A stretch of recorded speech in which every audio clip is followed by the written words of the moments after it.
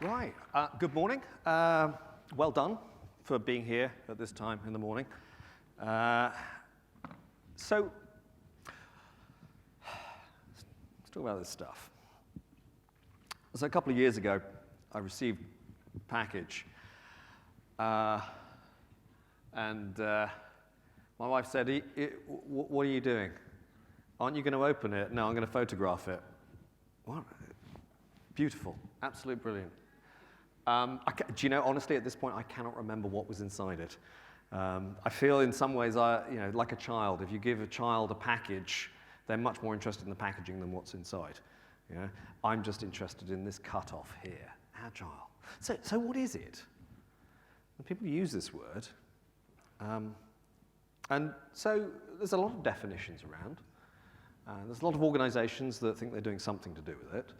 The term's been kicking around for nearly 2 decades.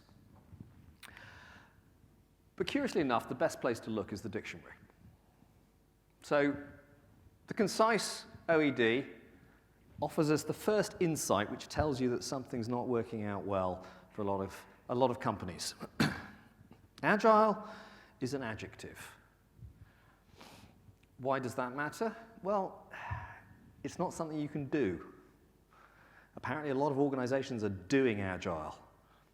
You can't do it. You can do Scrum. You can do Scrum well, or, as is much more popular, you can do it badly.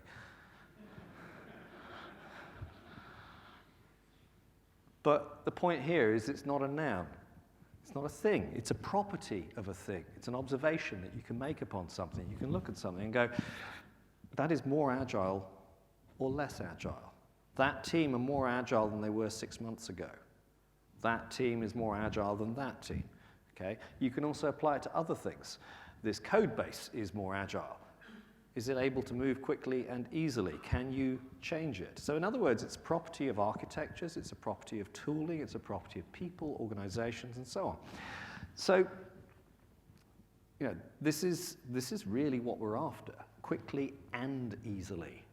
The problem is, what I've just presented you with is 2 ideas, quickly and easily.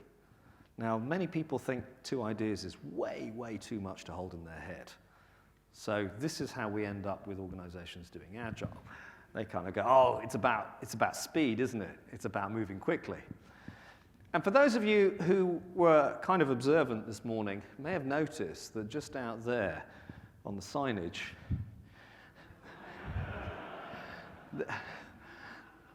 apparently there's another guy called Kevlin Henney giving the opposite talk to me. You know, this is kind of like some kind of like anti-universe type thing, some bizarro universe.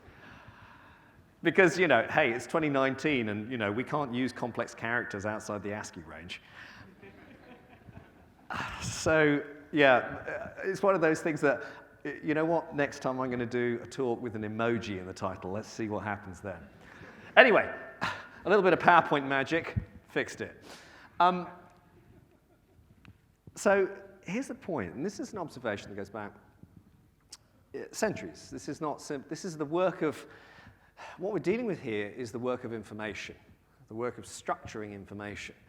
In one sense, software development is new, but the idea of organizing information for the purposes of communication and forming our thoughts into some coherent whole, that's effectively what software development is. It's the application of this stuff. This is not new.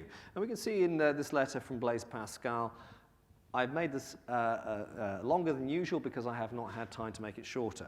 Now, the problem is if you go online these days, there's a lot of places that will tell you that this was, you know, Abraham Lincoln or Yogi Berra or somebody like that. It's like, honestly, really, it was Blaise Pascal. Here's the original French. It's from his provincial letters from the late 17th century. And this highlights immediately the first thing.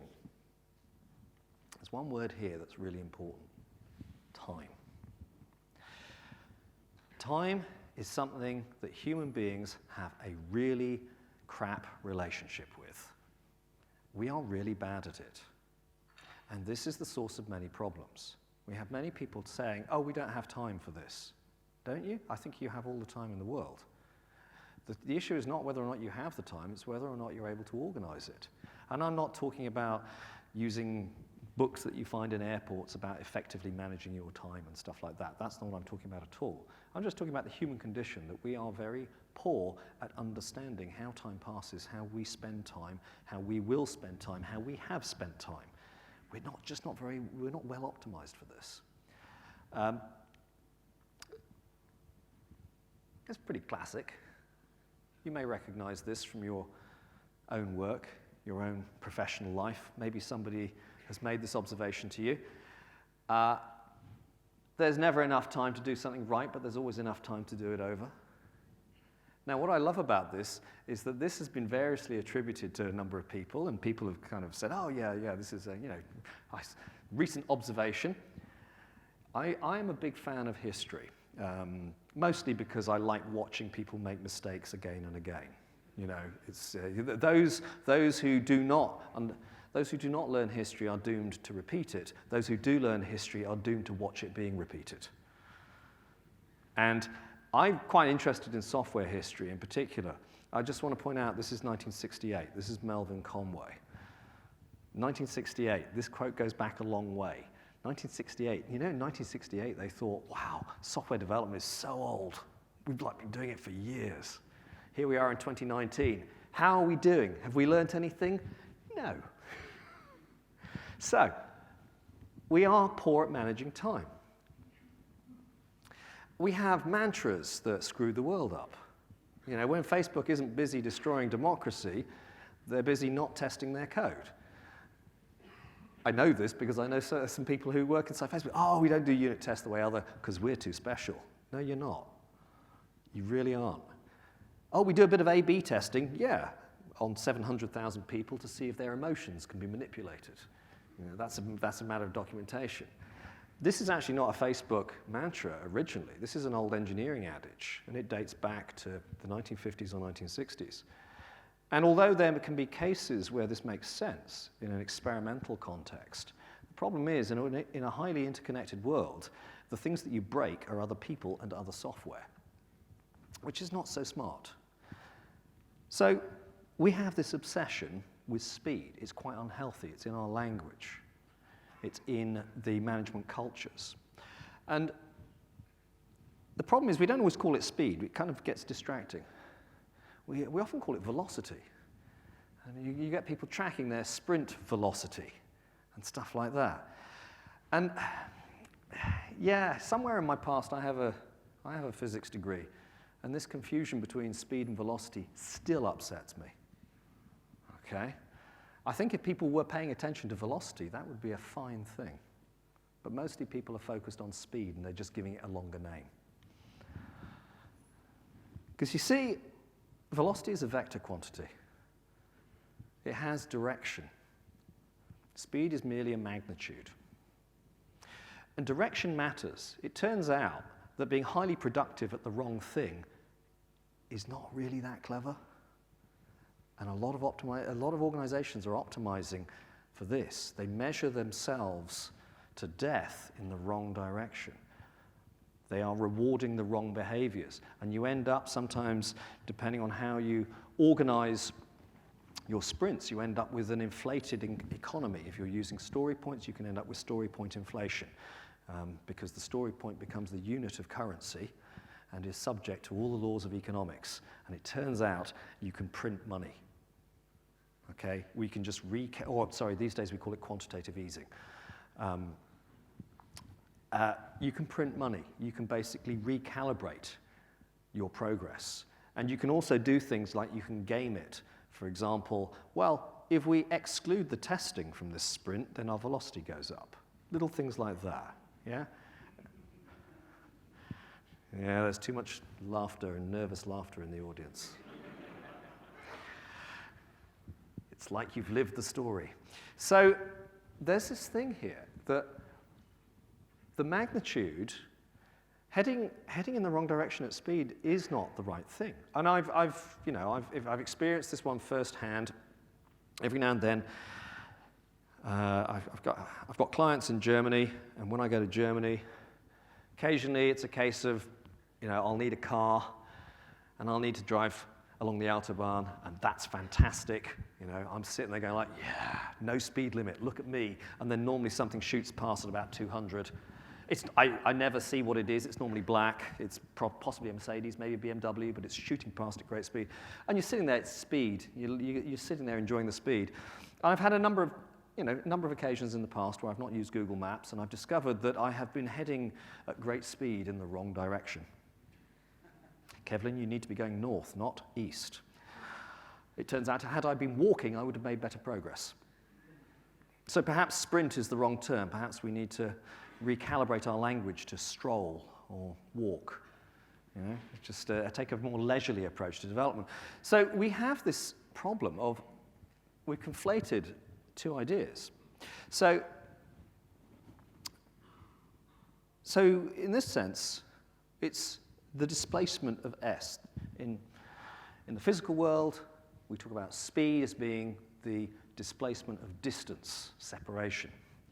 And we can mess about and worry about integrals and stuff like that, and, derivatives. But I'm going to keep things really simple. There's the amount of S over time. And remember, time is something we have a bad relationship with, or a poor relationship with. The question is, what is S? Well, S in software terms is quite difficult to define. It turns out our relationship with time is poor, but also our relationship with S. What is S? I'm going to use a highly technical term, so if you feel a bit confused, that's okay. S is stuff. Hopefully I haven't left anybody behind there. S is stuff. So what we're talking about here is the amount of stuff over time. Now, this is what gives us burn-down charts. And the burn-down chart philosophy is very much, we have this much stuff to do, and over time we want to be doing less of it. And there's an idealized burn-down chart. It's a straight line. It's one of those ones that if it does actually look like that, be deeply, deeply suspicious. Somebody's fixing the numbers. This is not the kind of curve or line you expect in nature. I like to look at this the other way up normally. I like to look at this as not the stuff we've done. You can mix both on a cumulative flow diagram. You can have both projections. But I think it is also worth understanding how much stuff have we done so far. Not how much have we left to do, how much stuff have we done so far. So I refer to this as a build-up chart. I've always referred to this as a build-up chart. Some people refer to this as a burn-up chart, because I guess it's the opposite of burn down. I find the term burn-up to be unfortunate. Again, language matters. What are you saying about your project? We're burning up! Oh my God, no, that's really bad. So this is where it gets interesting, because it's a case of, okay, so T and S. What are we going to measure S as? Stuff seems to be a little bit vague. And we've got lots of other examples. We can sit there and say lines of code. That was a good one. Ooh, you can get some really serious productivity if that becomes your metric. I was going to write it nicely, but And people always talk about code obfuscation, and being able to obfuscate their code. I think code expansion. The minute if somebody said we're valuing our work by lines of code, I would definitely create a back end that took in nice code and then looked at it and then expanded it by a factor of 10.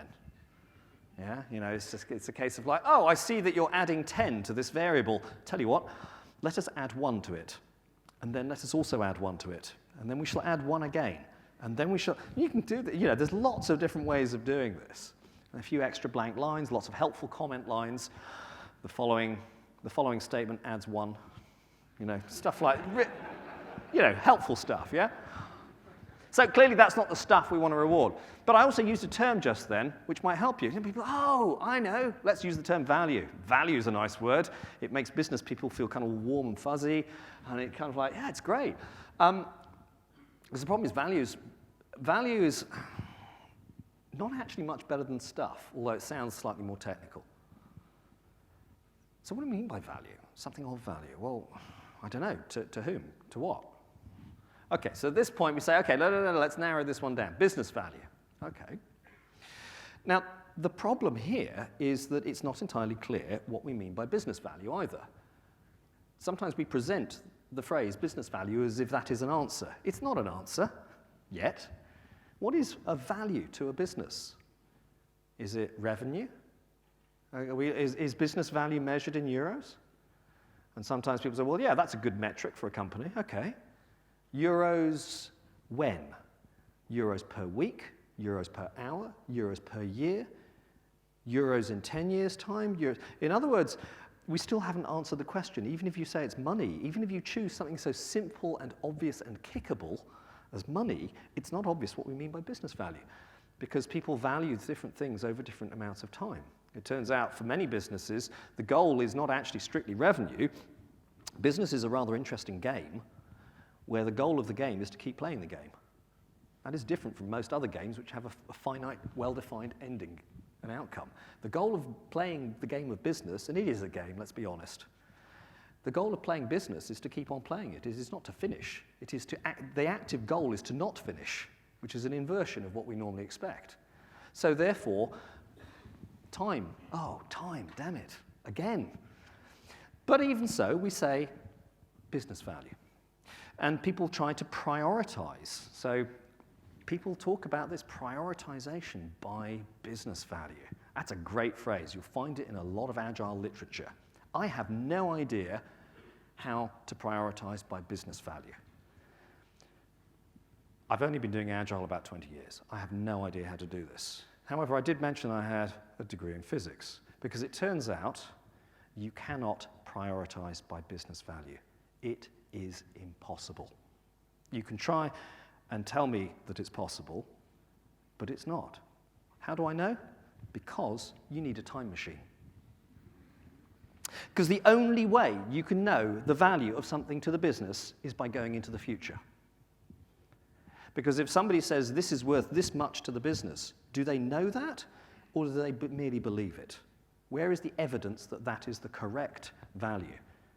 You cannot predict the future. And honestly, if you can predict the future, I have no idea why you're hanging out at a conference. You should be on a yacht in the Caribbean, because you will have made a lot of money. You cannot predict the future. You can estimate it, but that's completely different. Prioritizing by estimated business value is absolutely not the same as prioritizing by business value. And it's estimation. How good are we at estimation, again? Estimations to do with relationships with time, of things that have not yet been done. This is not one of our strengths, I'm afraid. So it turns out that we have a bit of a problem here. Now, I have no problem. So the next time somebody in your organization, perhaps yourself, you may realize, oh, you know what, he's right. We can't prioritize by business value, we prioritize by estimated business value. Keep that word in there, it keeps you honest. It reminds you of the uncertainties. So I want to go back to this while we're busy burning up. Time is measured how? Well, time is measured using time. This is what is referred to as dimensional analysis. What are the units of this? It could be hours, it could be days, it could be months, it could be quarters. I don't really care. So time is measured in time. Excellent. How do we measure stuff? That's not so obvious. So people end up with proxy measurements. One of the most popular is story points, an abstract unit that varies depending on who you talk to. The problem is that story points they're designed to make you think of the task and not the time, but they can ultimately be converted to time. Which, curiously enough, means that what you're doing is measuring time against time. I remember pointing this one out to a Scrum Master, and he kind of looked at me, he's just like, oh. So what you're doing is you are plotting time against, you're not actually plotting anything to do with the software or how well you're going. What you're actually doing is you're plotting utilization. So for example, when I was a team leader a number of years ago, my utilization on a project was about 50% in terms of my coding activity. Prior to that, it had been about 70%. But the minute I became team lead, I spent a lot more time on people stuff. And so my utilization, so what we're just measuring here is utilization. That's absolutely nothing to do with how much value we're generating or our productivity or anything. Alternatively, what we're doing is measuring quality of estimation. Here's what we estimated, here's what we've done. So you're measuring something, it's just not what you thought you were measuring. So how are we going to go about doing this? We're going to need to take a different approach. We're going to need to take an approach that involves a little more consideration. That doesn't involve simple straight lines. This is Boyd's OODA loop. Boyd was a US Air Force fighter pilot, and I think this is interesting. Well, this is interesting on a couple of accounts. One, because ultimately everybody in business gets terribly excited about, I think a lot of people in business have military fantasies. Because normally every decade there's something that gets crossed over from the military world into the business world. I remember in the 1990s, Sun Tzu's Art of War was mandatory reading for people if you're in business, because obviously war and business are identical. And Boyd is a fighter pilot, but what is interesting about this is he kind of wrote the book on how one is supposed to deal with engagement in the situation. Now, for most people, although I'm not a pilot and I'm not in the military, but for a lot of people, what defines their experience of, or their concept of what does a fighter pilot do, is mostly informed by Top Gun. The tagline for which is the need for speed. And our image of what is involved in these situations is all about speed. So it's quite surprising when we look at this domain, which is characterized in our minds as by speed, to look at Boyd's approach. First of all, what you do is you observe. Let's have a look. Observe. Okay. That doesn't sound very fast. Orient. Where are we? Where do I want to be? Okay. Now, let's decide how we're going to do that. Notice this idea of where are we heading, where do I want to be? This is all about direction as well. It's not merely about simple ideas of speed. Then you decide. And then finally, you actually act. So this is really interesting. The OODA loop is mostly not about speed. It's the very opposite, whereas our caricature of this domain, this discipline, is all about the speed. Now, I'm going to flip this through 180 degrees because I came to a realization a few years ago. I was presenting, running a workshop with a friend, John Jagger. We were, by the way, business is filled with loops like this. People love loops.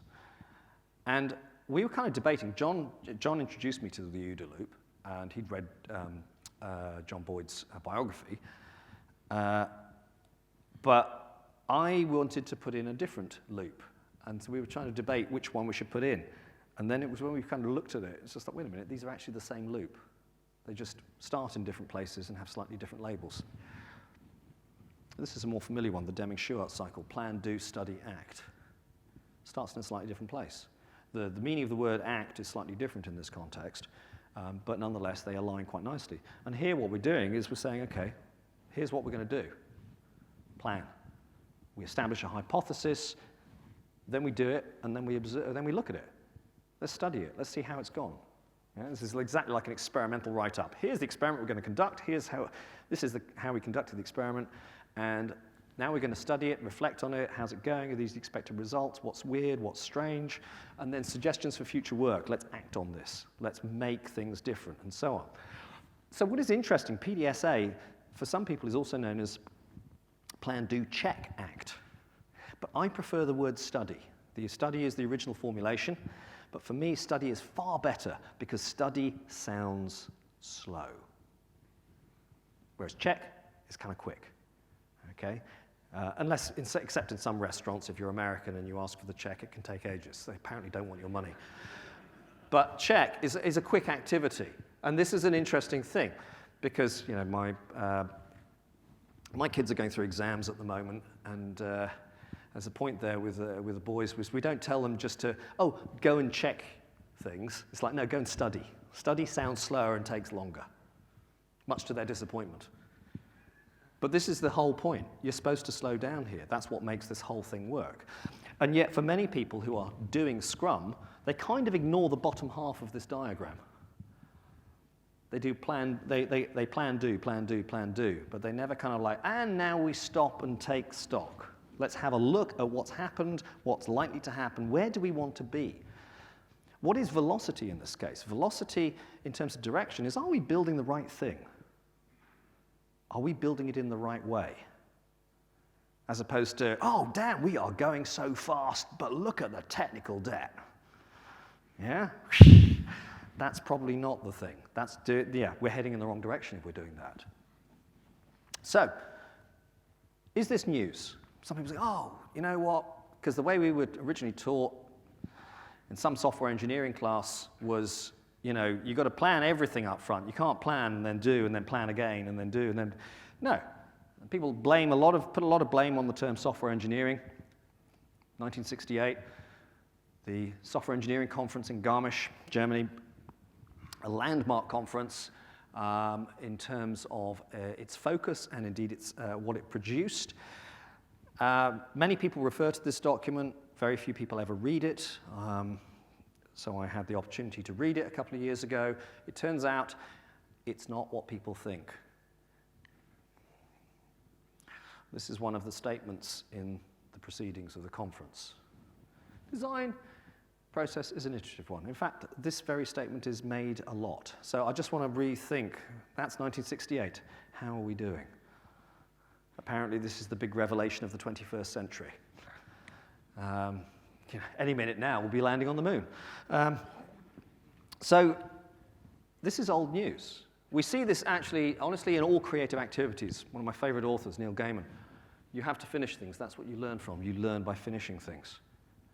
In other words, this is why we're going to create something, study it, ship it, study it. We're going to work in these smaller cycles. The cycles don't necessarily have to be of regular length. You can take a more Kanban approach. That's not the bit that matters. It's not necessarily the regularity. It is the fact that you break things down and then you spend a bit of time afterwards as well, deliberately trying to understand what's going on. Non-productive time. Are you allowed to do that? Yeah, I think you are, you know. So the idea here is you react to what you learn. Refactoring is a form of learning. It's a response. Oh, okay, I now know how to do that better. Or we've now seen how this actually works, but there's a better way of doing this, or a simpler way of doing this. The language has changed, the frameworks have changed, there's different things we can do that are more effective. We can simplify the code, all of these things. So refactoring is a response model. And so it's 20 years this year actually that the first edition came out, the second edition came out last year. And it is very much about this idea of trying to keep the code alive. But what I want to clarify, improving the design of existing code. What do we mean by this term code? What's interesting here is that often people have a kind of very specific perception. Oh, so maybe I'm working on a web system, maybe I've got some PHP here, I've got some JavaScript there. That's the code. It's also the test code, the scripts, the configuration, all of this stuff, the list goes on. And sometimes people have a kind of narrow view. This is the code. It's the thing in my IDE that I care about and will put on my CV. The config file, that's not code. I have some very bad news for you. It is. It has a formal syntax and will massively influence whether or not your application runs. So there is this idea, all the code. It's all part of your system. And this idea, we can take further with the idea, we can play around with the word code a little bit. What is code? There's lots of different ways of describing it, but codified knowledge is perhaps, for me, one of the most interesting ones. It's this idea, as I hinted at earlier when we talked about information and the creation of information and organization of it goes back centuries. What we're actually doing is we're trying to codify our knowledge. Quite literally, we're trying to understand how am I going to provide that feature with respect to this existing code base and these technologies. There is a lot of knowledge that you're bringing. This is knowledge work, and you are going to codify it, and the code is a representation of, and here is how we think we should do it. Okay? In one sense, you could say it's team-level knowledge. Software development is typically a team sport. And it's this idea of this is our knowledge, and our knowledge changes with time. I have presented this to a number, I've done this with a number of groups when I've been consulting and running workshops, and sometimes people get really worried when you say, you mean our code base is a reflection of our minds? Oh, crap. Because in one sense, so you can say, what characterizes a legacy system? When I look at the code base, what I see is ideas from 1 week ago. I see our ideas from 1 month ago. I see ideas from 1 year ago. I see ideas from people I've never met from 5 years ago, and they're all coexisting, and many of them are contradicting. So, codified knowledge. This also tells us that if we are to think of software development in terms of process, then software development is about knowledge acquisition. The process is not a production line. And this is the idea. So we love production metaphors, military metaphors and industrial metaphors. We love them. But they're not always useful. And this idea is that actually software development and developers are not factory workers. That's not how it works. It turns out that we've solved the manufacturing problem decades ago. Compilers. Turns out they manufacture code. Build systems. Turns out they manufacture code. In other words, we've solved the automation problem. There are loads of industries out there that are massively jealous of what can be done in software development. The bad news is, however, that leaves us with the really hard part, which is what on earth do we build? That's the hard bit. The actual building, if you understand it well enough, you can automate it. So that leaves us with all the stuff we don't understand well enough. So that's why sometimes that gets a little bit hard, which is why our relationship with time surprises us. But that does tell us that what you're actually doing over development is you are learning. You are learning how to build that system. You are learning about the domain. You're learning about your assumptions, your tools, your environment, all of these things. It's a knowledge acquisition process. And honestly, feel free to use that next time you have a presentation to give to higher-ups in the organization where you have to characterize your development process. You can say, oh yeah, our development process is a knowledge acquisition process that leverages the synergies of our intellectual capacities, or some such nonsense. You can sit there, there's probably websites that can auto-generate this stuff for you. Okay? Yeah, in fact, go and build one. Okay, anybody got a workshop coming up? There you go. So, feel free to use that term, but strictly for the rest of us, we can use a far simpler term. It's learning. So software development should look like a learning process, which means that it is typically cyclic in some way. Not necessarily tidy cyclic, but it accumulates. You revise your knowledge. As you learn more, you reevaluate what you already knew. And so therefore, this code base becomes a snapshot of this is what we're thinking.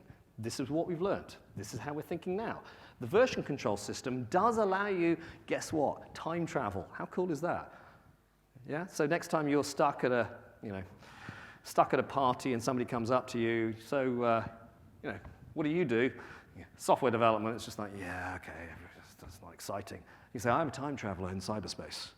That is so much cooler. Yeah, it's sadly, time travel is slightly limited. You can only go backwards here, but there is that notion you've got perfect recollection in one sense. You can travel back through the learning process. How do we get knowledge from one person to another? Communication. Quite literally, communis, togetherness. It's the same basis as the word community. And what we're dealing with is we can talk to people, we can develop code with people, alongside them, with them, we review it. Our code itself is a form of communication. In other words, these are all the different media we can use. So the idea is, if you know something, you don't want to keep it as a secret. You want to spread it out. Okay, that makes the team much more resilient. It also has a long-term effect on something else, social negotiation. This is kind of an interesting one. For years, I thought that coding guidelines were about truth. As in, this is a good practice, this is a bad practice. And eventually, I started realizing that actually they're not really about truth. They're about negotiation. They're about trying to get a team to kind of agree to something. And it turns out there's a little bit of give and take there. But that also tells us that the structure of your code base is actually going to be subject to the forces of people. It means that what you end up with is a model of participation. It means your code base reflects how people interact. Now, this gets really interesting because we've got another word for this. We normally call it software architecture. But that's the idea. A model of participation, an architecture defines a building or a structure where people come together. And how do they come together? Its definition of spaces and so on is how they do it. Your definition of what tools do we use, who owns what are our practices and conventions for writing tests, for deployment, and so on, that is a model of how people are going to work together. So this is kind of interesting, because what we've established is I've kind of gone from the agile bit, which is very vague, and then we've gone to look a little more detail into what is it that we are trying to create. And then we kind of come out the other side. Now, sometimes people say, well, hang on, software architecture, but there's no mention of that in the manifesto for agile software development. And people normally cite the 4 values, but they never click on the principles. Continuous attention to technical excellence and good design enhances agility. It's right there in the manifesto. So all these companies doing agile but not prioritizing good design kind of should go back and read. I mean, it's not like that's a lot of text. All you have to do is click on the next page. And you know, I'm not going to say that something that was written nearly 20 years ago is the final state of agile development, but honestly, it's a good starting point, and I wish more people would read it. So it actually says continuous. There's the word continuous. Technical excellence, good design, enhances agility. It's not an ambiguous sentence. And then the best architectures, requirements, and designs emerge from self-organizing teams. It's a team sport. Self-organizing, we're kind of responsible for ourselves. That's quite difficult to be self-organizing. That's a skill that needs to be learned over time. So this is kind of interesting because what we're seeing here, this is observation, the biggest advantage of autonomously working teams is risk reduction through increased group intelligence. This is interesting because if we're thinking about everything as being to do with knowledge, you need to be smart. That's what you want. You want an intelligent team. Because that's what you're trying to do, is you're trying to think in all the ways, how do we build this? If you're trying to deal with security, how could somebody break this? Yeah? These are all the things that you're looking for. You need to be really intelligent. And it turns out that that's one of the things that humans sometimes can do when you get them together. However, it's not a given. There's little correlation between a group's collective intelligence and the IQs of its individual members. You can't just get a bunch of people together who are individually smart and assume that the result will be brilliant. You know, in Britain, we call this Parliament, for example. You can end up with lots of moderately intelligent, even then I'm exaggerating lots of moderately intelligent people, no, acting very stupidly. So just putting people together is not enough. Magic does not happen. But if a group includes more women, its collective intelligence rises. I was asked recently, because I use this slide quite a lot, you know, when are you going to stop using that slide? I said, when I no longer need to. I think I still need to. You could be smarter.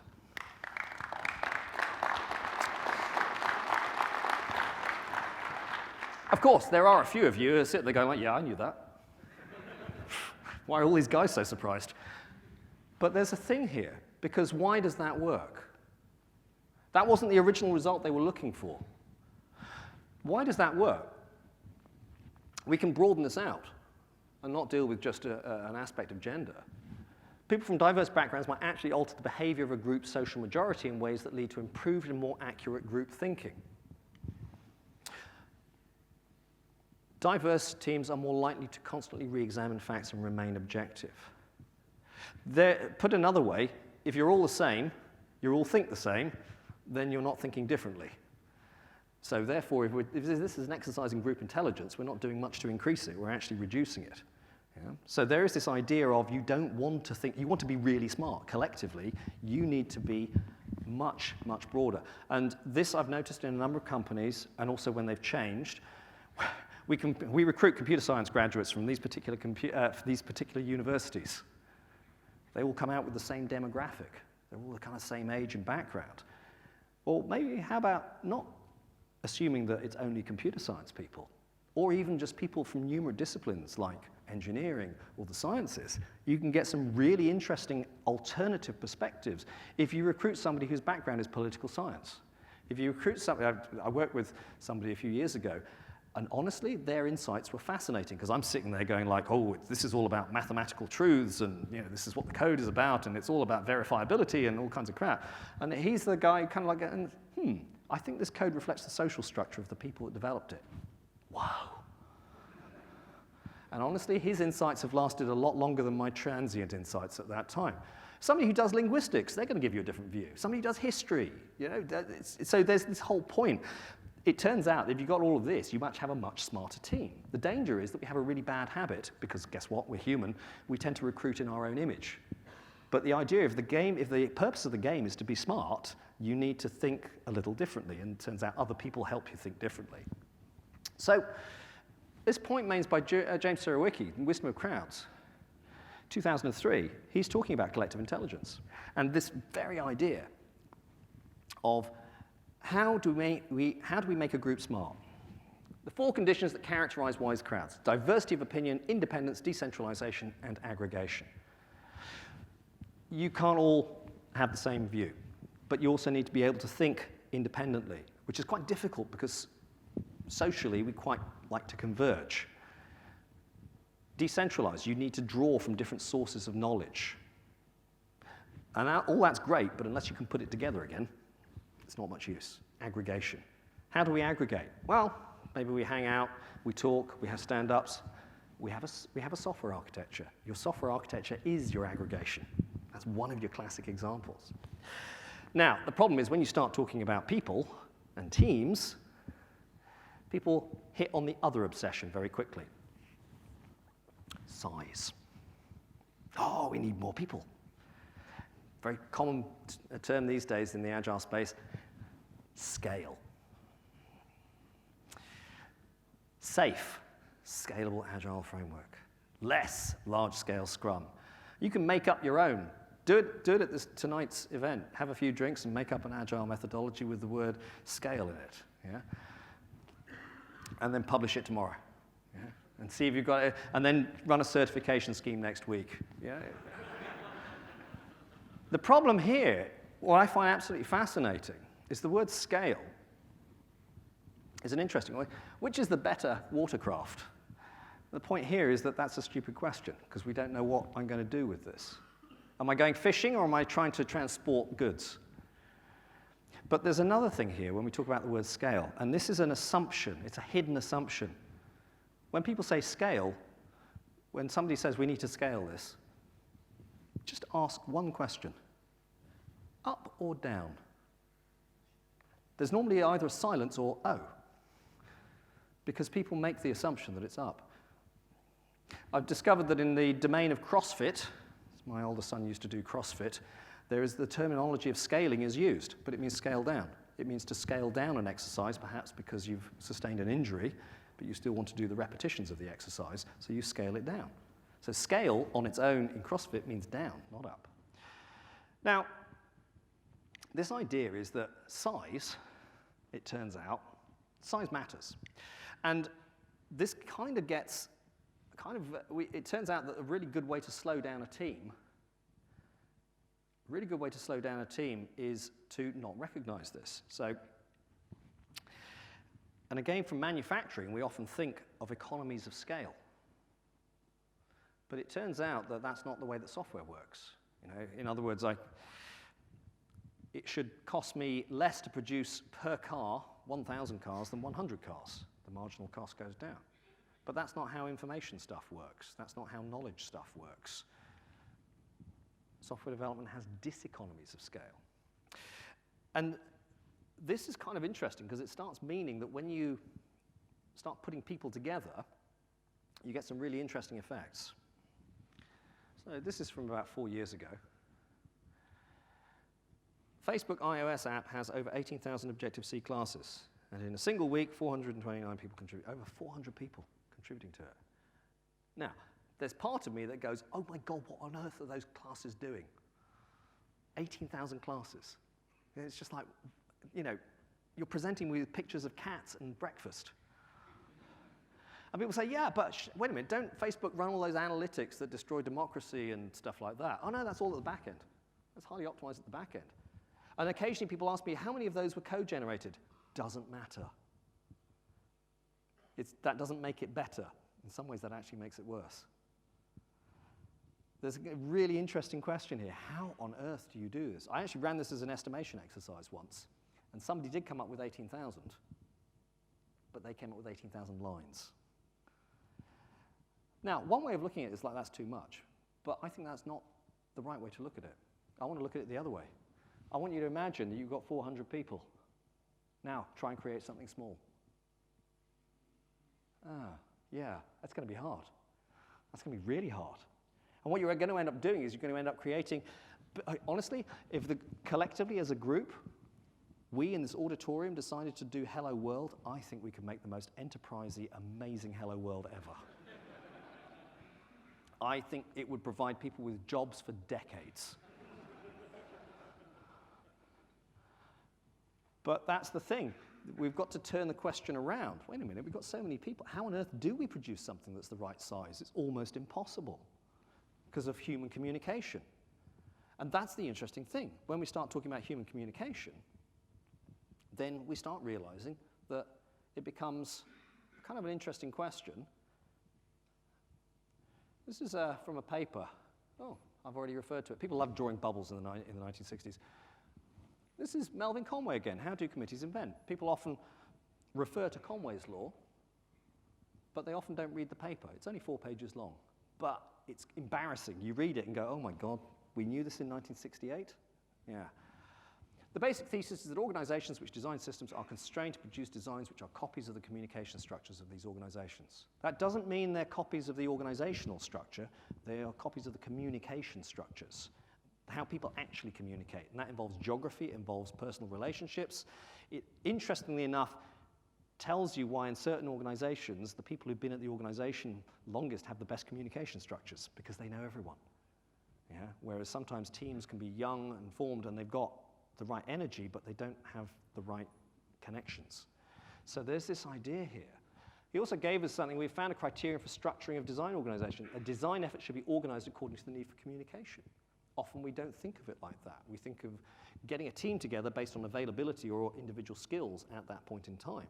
This offers us a different way of looking at that.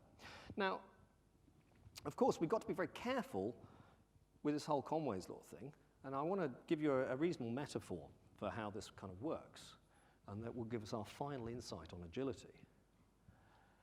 There's a 4 forces diagram that people often use to describe flight and aerodynamics. You've got the weight of the craft, okay, so that's gravity. It turns out that's not very negotiable. You've got thrust. You're putting a lot of energy into going forward, but physics, aerodynamics, friction gives us drag. But if we've got the right airframe shape, Boeing, if you're listening, you get lift, preferably around the center, not off center. The trick with flight is to get these in balance, is to create something. It's not a simple, we love things that are only one, or let's have more of this and this goes up. Flying is not like that. Flying is a balance. Now, I don't want to overstretch the metaphor, but perhaps we can think about software development a little bit like this. Again, this is not a literal translation, but it's the idea that you need to bring things into balance. Which, honestly, if you're a Star Wars fan, bringing balance to the Force is what you're all about. So, you should be comfortable with this idea. But what we're dealing with is a system of forces. And that's quite important. You're trying to avoid stalling. You're trying to get off the ground, but you're also trying to avoid stalling. Conway's law. The quality of the force of your design effort, but also your technical debt pulls you back. Practice raises you. There's all these kind of interactive things. Feel free to mess about with the labels and choose different things, as long as what you're really appreciating is that it's a system of forces. Which brings us right back to physics. Force, mass times acceleration. What's the mass? It's the amount of stuff you've got to deal with. Force is what you as a team are putting in. That's the effort that you are putting in. How does the M respond? If M is monolith, it responds very poorly. turns out that A is agile. It turns out that's what your acceleration is. It's not the ability to go at some raw speed. It is the ability to change your velocity, which also includes changing direction. It's the ability, well, in fact, we knew this. This was in the original one. It was all about responding to change, but nobody ever knew what that meant. But that's what it means. So I'll close with this thought from a couple of thoughts from Austin Kleon. A lovely book on creativity. It's impossible to pay proper attention to your life if you are hurtling along at lightning speed. When your job is to see things other people don't, you have to slow down enough that you can actually look. And that's really important. You are those people whose job it is to see the things that other people cannot see. And so we can kind of conclude with this kind of observation. We love using car metaphors. I've even mentioned cars. And it's an observation I came across many, many years ago. And it turns out that, like the best observations, there's some subtleties. Why do cars have brakes? The obvious answer that is correct is cars have brakes so you can slow down. But there's another answer that is less obvious and also correct. Cars have brakes so you can go faster. Honestly, how fast would you want to go if you didn't have a car with brakes? You know? Hey, here's a fast car. It can do 200 kilometers per hour. Awesome, it has no brakes. Thanks, I'll take the train. Thank you very much.